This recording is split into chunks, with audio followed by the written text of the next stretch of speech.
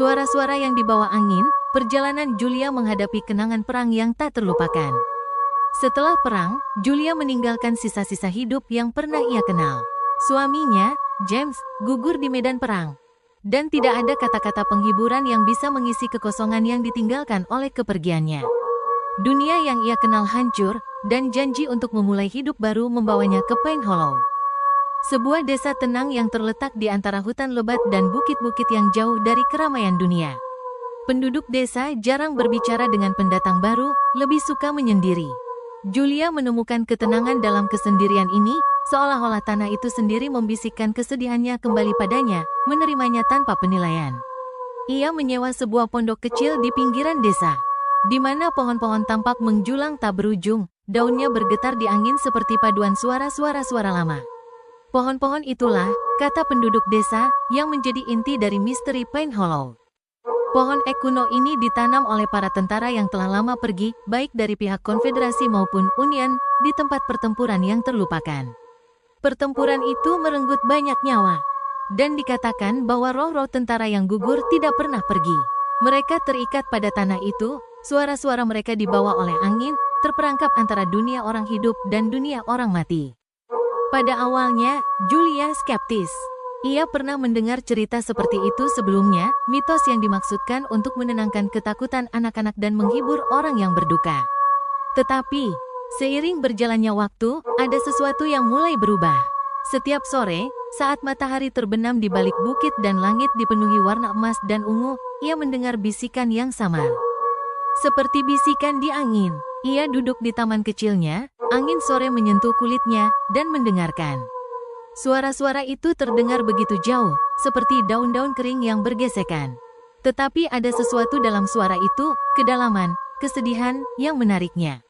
Ia mencoba mengabaikannya pada awalnya, mengatakan pada dirinya sendiri bahwa itu hanya angin yang bermain-main. Namun bisikan itu terus berlanjut, semakin keras setiap harinya. Suara-suara itu mulai terbentuk. Pada awalnya, mereka hanya gema tak berbentuk. Hanya suara-suara samar yang membawa kesedihan dari waktu yang terlupakan. Namun kemudian, Julia mulai mendengar kata-kata nyata, sepotong percakapan, fragmen-fragmen hidup yang telah lama hilang. Ia mendengar sebuah nama, kemudian nama lain, desahan dalam-dalam, dan suara sepatu bot yang menginjak tanah. Ia berjalan melalui desa, dan sesaat ia bisa bersumpah melihat bayangan tentara bergerak di luar pandangannya. Suatu sore, saat kabut tebal datang dari hutan, Julia tak bisa lagi mengabaikan panggilan itu. Seolah ada sesuatu dalam tulangnya yang mendorongnya untuk mengikuti suara itu, untuk berjalan ke dalam hutan dan mencari sumber suara-suara tersebut. Dengan setiap langkah, udara menjadi lebih dingin, dan tanah di bawah kakinya seakan berdenyut dengan energi kuno. Ia mengikuti jalan berkelok yang membawanya lebih dalam ke dalam pepohonan. Hingga kabut begitu tebal sehingga ia hampir tidak bisa melihat tangannya sendiri. Kemudian, tepat saat ia sampai di tengah hutan, ia melihatnya, pohon ek kuno itu. Dengan cabang-cabangnya yang terpilin seperti tangan yang merentang ke langit. Di bawah bayangannya berdiri sebuah sosok, seorang pria yang mengenakan seragam tentara yang sudah pudar. Sosok itu sangat familiar, sikap dan posturnya tidak bisa disangkal. Itulah James. Julia, suaranya lembut, dibawa oleh angin, dan untuk sesaat, ia merasa seakan jantungnya berhenti berdetak. Lututnya gemetar, dan ia jatuh ke tanah, air mata menggenang di matanya.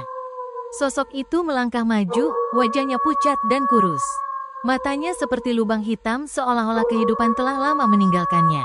Kembali padaku, bisiknya, suaranya hampir tak terdengar di angin. Tangan Julia gemetar saat ia meraihnya, jari-jarinya bergetar dengan harapan yang putus asa bahwa ini bukan mimpi, bahwa entah bagaimana, ia bisa menyentuhnya lagi. Tetapi saat tangannya menjulur, sosok itu mundur, melangkah mundur ke dalam kabut. Tawa lembut dan penuh kesedihan dari tentara yang tak terlihat memenuhi udara saat sosok itu menghilang ke dalam bayang-bayang. Meninggalkan hanya bau tanah dan pembusukan yang samar. Suara-suara di sekitarnya semakin keras, teriakan mereka bergabung menjadi sebuah kecacofoni jiwa-jiwa yang hilang.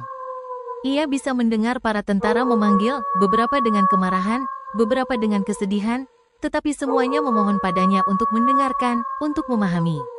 Hati Julia hancur. Ia pikir pindah ke Pine Hollow akan memberinya kedamaian, tetapi kini, sepertinya masa lalu tidak akan pernah melepaskannya. Roh-roh tentara yang gugur terjalin dalam serat tanah itu. Cerita-cerita mereka terperangkap antara dunia orang hidup dan dunia orang mati. Namun dalam suara-suara itu, Julia mulai mendengar hal lain, sebuah hubungan, sebuah pemahaman yang melampaui waktu. Mereka bukan hanya bisikan masa lalu, mereka adalah gema dari kehidupan yang terhenti, orang-orang yang tidak menemukan kedamaian. Dan dalam cara yang aneh, Julia menyadari bahwa ia juga bagian dari cerita mereka.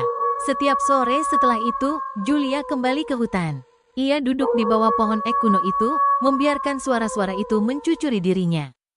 Merasakan kehadiran para tentara yang gugur seolah-olah mereka juga mencari sesuatu. Terkadang, ia mendengar suara James lagi, lembut dan jauh. Tetapi selalu penuh dengan kerinduan yang serupa dengan miliknya. Itulah ritualnya, mendengarkan, mengingat, dan membiarkan bisikan Penhollow membentuk cara ia menjalani hidup. Ia tahu bahwa ia tidak akan pernah bisa melarikan diri dari masa lalu, bahwa hantu-hantu perang akan selalu ada di hatinya, tetapi ia belajar menerima mereka. Mereka bukan hanya kenangan tentang orang yang mati, mereka kini adalah bagian darinya, dan melalui mereka, ia menemukan ketenangan yang aneh. Seiring waktu, penduduk desa berhenti berbicara tentang suara-suara di hutan. Mereka telah melihatnya duduk di bawah pohon ek itu berjam-jam, terkadang dengan matanya tertutup. Terkadang dengan senyum lembut di bibirnya. Mereka tidak pernah bertanya mengapa. Mungkin mereka tahu bahwa Penhollow memiliki cara untuk menyembuhkan dirinya sendiri. Dan demikianlah, Julia terus hidup, seorang wanita yang terjebak di antara dua dunia, hatinya masih penuh dengan kesedihan. Tetapi entah bagaimana lebih ringan karena telah mendengarkan bisikan-bisikan yang dibawa angin, bisikan dari mereka yang telah jatuh, dan bisikan dari mereka yang tak akan pernah dilupakan.